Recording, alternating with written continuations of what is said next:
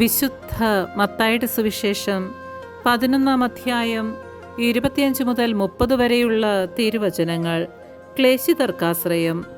യേശു ഉദ്ഘോഷിച്ചു, സ്വർഗത്തിൻ്റെയും ഭൂമിയുടെയും നാഥനായ പിതാവേ, നീ ഇക്കാര്യങ്ങൾ ബുദ്ധിമാന്മാരിലും വിവേകികളിലും നിന്ന് മറച്ച് ശിശുക്കൾക്ക് വെളിപ്പെടുത്തിയതിനാൽ ഞാൻ നിന്നെ സ്തുതിക്കുന്നു.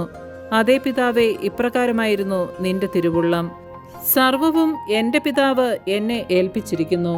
പിതാവല്ലാതെ മറ്റാരും പുത്രനെ അറിയുന്നില്ല. പുത്രനും പുത്രൻ ആർക്കു വെളിപ്പെടുത്തി കൊടുക്കുവാൻ മനസ്സാകുന്നുവോ അവനുമല്ലാതെ മറ്റാരും പിതാവിനെയും അറിയുന്നില്ല.